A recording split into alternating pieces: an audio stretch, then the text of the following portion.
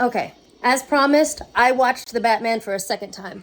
I watched it a second time because the first time it was like meh, as I said in the last review, and like even though I am so unapologetically biased towards Marvel to the end of time, I am nothing if not fair, and I want to give every movie a fair chance. And to be honest, I was jet lagged and irritable and had been crying all day the day that I saw Batman, the Batman the first time. And so I want to see it again when I was in a better state of mind. And I have to say, guys, this was a fucking good ass movie. And I will go so far to say Robert Pattinson finally got Batman and Bruce Wayne right. I'm sorry I'm walking around because I'm multitasking and cleaning. I'm a busy bitch. But like he really fucking did. I know a lot of people some people really didn't like Robert Pattinson, and I noticed that it was like a lot of fanboys just didn't like Robert Pattinson as Batman. But I'm going to give you basically my main tenets of why this was a fantastic movie. Number one, I'll list them off right now.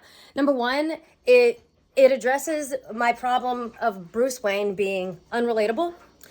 And then number two, it addresses my problem that Batman's only superpower is white privilege and wealth.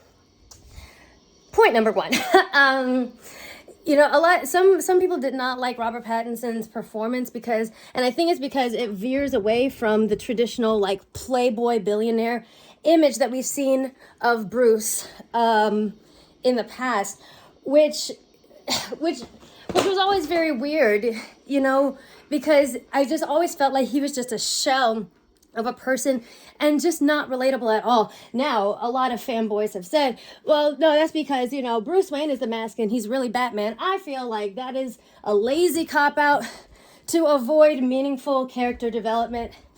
And it also is a character that, kind of, it kind of discourages any like emotional intelligence or development on the part of the viewer, because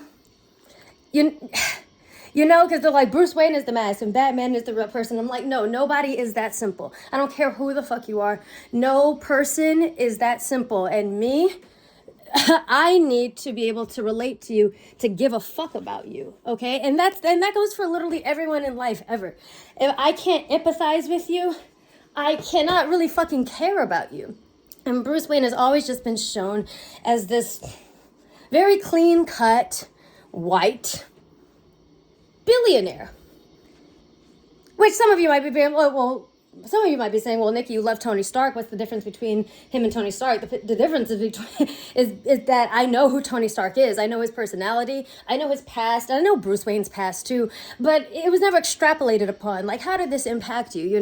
I know what kind of person Tony is. I see what he's going through psychologically. I can relate to him, even though he is a rich white male billionaire. I can relate to him. And for the first time, because of Robert Pattinson, I can relate to Bruce Wayne. First of all, just his aesthetic, honestly, even though fanboys may not like it, is way more realistic than this playboy billionaire image that we're used to seeing Bruce Wayne in. If you were running around the city in a fucking bat costume, beating the shit out of people, and literally just not fucking sleeping, hyper-fixating on shit, and as some people have said, that he's coded autistic or on the spectrum, upon which a lot of that includes hyperfixation. That's how you'd look. You'd be tired. You'd be a little greasy. You wouldn't have taken your makeup off from the night before. You would not want to be around people. Maybe a little antisocial, awkward. You would not be this clean-cut white man. No, you would be emo as fuck. I maintain that you would be emo as fuck. And I love that Robert Pattinson's Batman actually did some emotional introspection about why he's so bitter and why he's driven by revenge.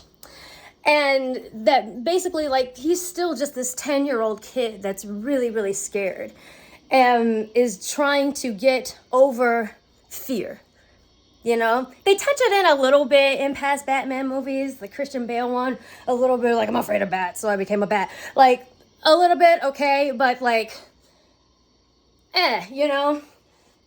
But he actually really talks about how he's just been spending his entire life trying to rid himself of the pain of fear. He's like, I never want to feel like that again. And who among us, especially those with things like PTSD and stuff, who among us has not been in that situation where you've gone through something so awful, so traumatic, that you just don't want to feel that hurt ever again. And so you do fucking destructive ass things, honestly, to not feel fear. You'll shut off your emotions. Like, you'll isolate yourself, right? Like, you'll avoid developing deep connections with people because they're either just gonna let you down and lie to you, or they're gonna die, and you just don't want to feel that pain ever again. And so that fear of fear makes you that way. I can fucking relate to that. I got really emotional actually when he was talking about that. And when Alfred was, you know, bouncing back with him on that and being like, Bruce, you were just a kid, you know? And that's something that a lot of trauma victims just need to be told, especially those of us with complex PTSD or had like childhood trauma. And some of us may internalize that to feel like it's our fault. And that's also part of what, I think that's what part of what Bruce is feeling. And Alfred tells him, we see him tell him like, baby, you were just a kid. You were just a kid, and if anyone failed, it was me because I was trying to protect you, and I just didn't know how. I was doing my best, but you don't need to carry this. You should not carry this. This is something that I can relate to. This is something that we can relate to, and I appreciate it. Now, second point, Batman's only superpower is white privilege and wealth. This is really the story about three orphans. This is the story of Bruce Wayne, the Riddler, and Selina Kyle.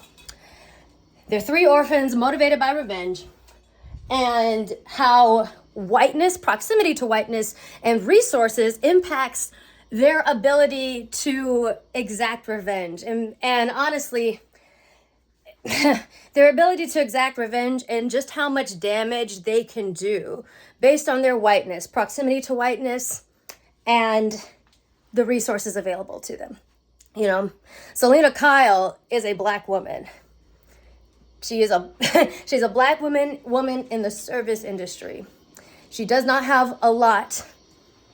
She does not have a lot of resources, but she makes it do what it do without the resources that Bruce Wayne has, and goes nearly toe to toe with him, which is honestly a statement on the ingenuity of black women. You know, it like, you know, honestly, without having that generational wealth that Bruce has, because let's be honest, most of us as black people, we have no generational wealth. I am starting my family's generational wealth basically right now. My family has nothing to pass to me, absolutely nothing. Her proximity to whiteness, however, also plays a part, because I know we criticize Hollywood about, like, you know, basically casting biracial women and light skinned and mixed women, such as myself, in spots that an unambiguously black woman can fill. This, I feel like Zoe Kravitz being biracial and Selina Kyle being biracial really plays into the plot of this movie, because her proximity to whiteness and white standards of beauty definitely, I feel, influence her ability to get into certain circles, to have that job at the lounge anyway, you know, and to be seen as not threatening, you know, to be seen as not threatening and fragile, you know, enough to get into spaces where she can do some real damage. That is something that she has to weaponize because she is a woman. Now, when we get to Bruce and Riddler, the real growth comes at the end of the movie, when Bruce realizes, to his horror, and if you disagree with me, I feel like you're actually disagreeing with what literally happens in the movie. He realizes that there is fundamentally no difference between him and Riddler. No difference. They are both entitled, angry white men with active shooter vibes. And the only difference between him and Riddler is that he has money. And Riddler says that. Riddler is like, basically, I manipulated you into carrying out my dirty work. I'm fucking smart, I'm fucking smart, but I'm not strong. I'm not strong. I don't have reputation. I don't have gadgets and money and shit to make gadgets, but you fucking do. You fucking do, and we both are bent on revenge. We both hate how corrupt this city is. And so honestly, I just manipulated you into doing what I physically could not. Go team. And that terrified Bruce. And I think it really held a mirror up to him. And in realizing that maybe on the surface, he is more virtuous than these people he's beating up. On the surface, because he's working with the police and he wears a cape. He wears a cape and he's a hero. He's a vigilante. On the surface, it looks like he is more virtuous, but at the end of the day, it's true. Riddler could not have accomplished any of those things unless Bruce played into his game. Honestly. And granted, like, the way he rigged it is like you kind of had no choice but to play. But the point is that both of their motivations were basically the same. And he realized that the only difference between him and the Riddler at that point is what side of the glass they're on in Arkham. Let me say that again. The only difference between him and Riddler is what side of the glass they are on in Arkham. Because Bruce has resources and pull and thus the ability to seem virtuous because he is a white man with influence and wealth. He is a hero. Riddler also an entitled white man with active shooter vibes, but with no resources and all the smarts, basically. Not all the smarts. Bruce is pretty fucking smart. But Riddler, who is a white man but just does not have the resources or the strength, because, physical strength, those are privileges too, you know what I mean? We can all work out, but some of us just can't be strong,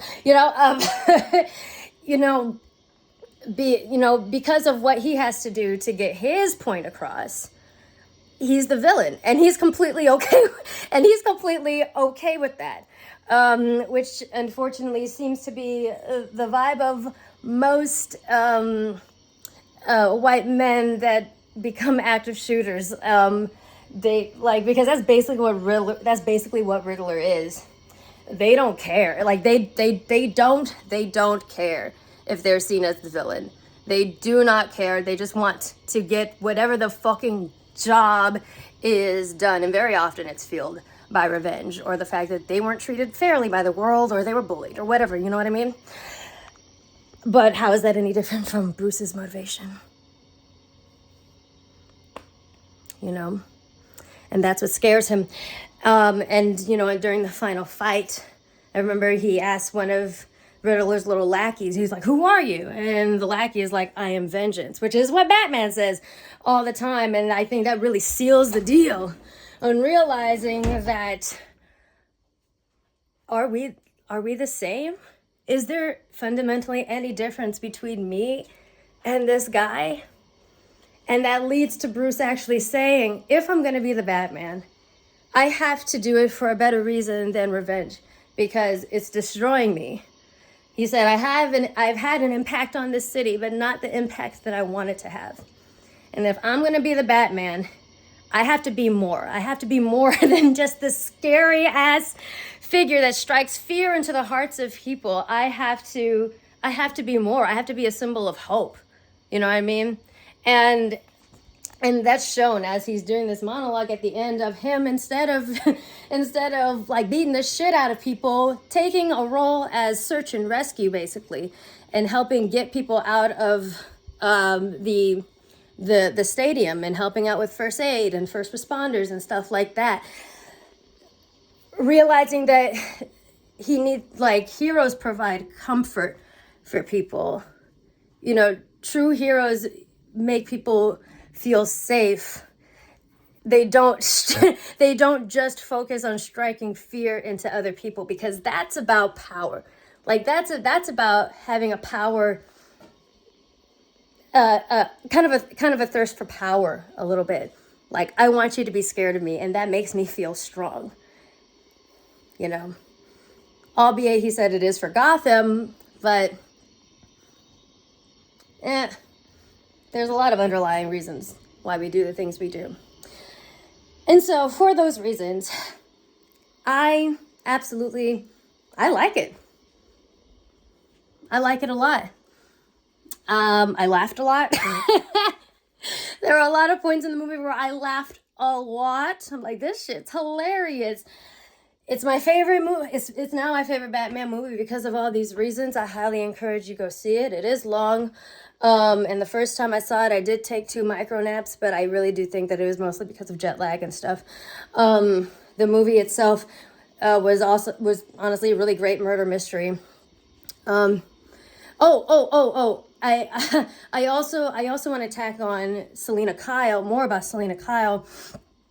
When Bruce stops her at the end from doing something very violent and kind of justified, but again, it's like it's based on revenge. And I've always hated the fact that Batman does the no killing thing and makes it very self-righteous, you know. And it's like, if I cross that line, I'll never go back. But it actually makes sense in this movie, because he realizes, which I don't think I've seen Batman realize before, he realizes that revenge is not a sustainable or healthy reason to do anything.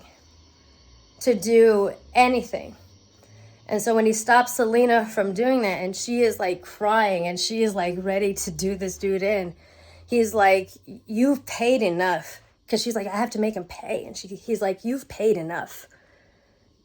You don't have to pay more, you know.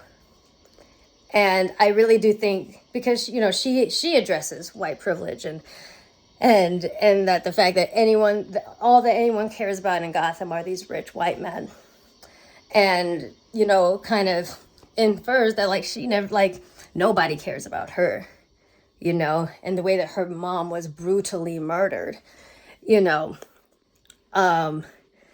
And it was never really figured out. Probably plays into the fact that her mother was a black woman.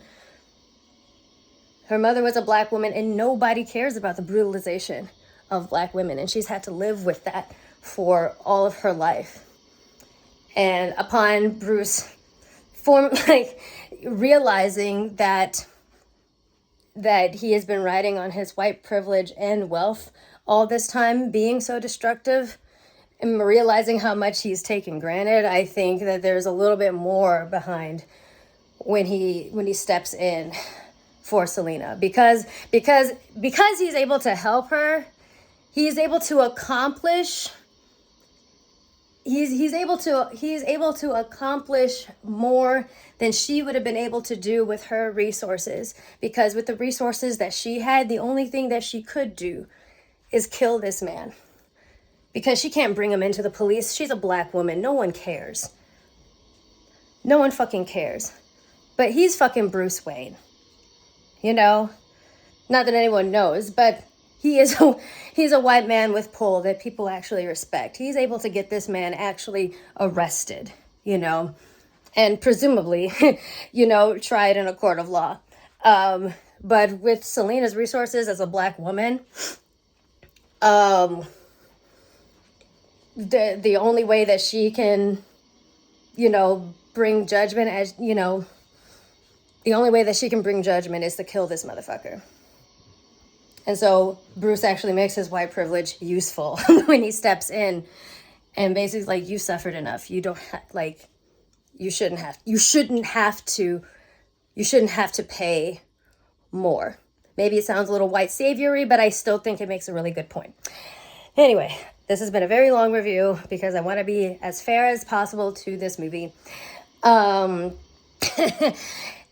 And now I will go back to being an Iron Man stan, but I'm going to say that, like, no, this really, this was an excellent Batman movie. Does it put it on the same map as Marvel? No, I think people need to calm down saying that, because the MCU is something that came about not just after one good movie, not just after two good movies, but honestly, I had to have 4 Iron Man 2, Thor, Captain America, Iron Man 2, blah, like 4 pretty decently viewed movies to move on to the Avengers. And then even when they were pitching the Avengers, people in the industry thought it was a fucking pipe dream. They thought it was a clown car of an idea that it would never work. And then it did. And then people were like, oh shit, like the Marvel Cinematic Universe is a Cinderella story. So it's a little soon. It's a little soon to say that DC has caught up. They have not fucking caught up. And who knows if, an extended universe is the thing that DC is best at, maybe they carry on in the cinematic space a different way. And that's completely fine, because you don't have to be like, DC does not have to be like Marvel. Marvel does not have to be like DC. But I think Wonder Woman and the Batman are 2 fantastic starts. And hopefully, they can build off of that. I do think they took some notes from Marvel, because for the first time, like, I feel like Batman has a theme, in the score. Because, like, every Marvel hero has a theme, right? Like, what Captain America's theme sounds like. What Iron Man's theme sounds like, Thor has one as well. And now Batman has finally this dun, dun, dun, dun, dun, And no, I'm not talking about no, Batman. Someone said, like, Batman's always had a theme. I'm like, yeah, so has Spider-Man. We're not fucking, like, and to be fair, Marvel did revamp the Spider-Man theme. But, yeah. Like, we're not going to the 21st century with no, Batman, okay? And I feel like they took a note from Marvel for this, because the person that they hired to do the score was the man who also did the score for Doctor Strange. So that's just an observation I made. Anyway, I've been rambling for a long fucking time. Go see The Batman if you haven't already. I highly recommend it. I really, really love it. Let me know your thoughts if you've seen the movie in the comments below. But those are my thoughts. Like I said, I am nothing if not fair, and I wanted to be fair to this movie, and my official opinion is that it is a great movie.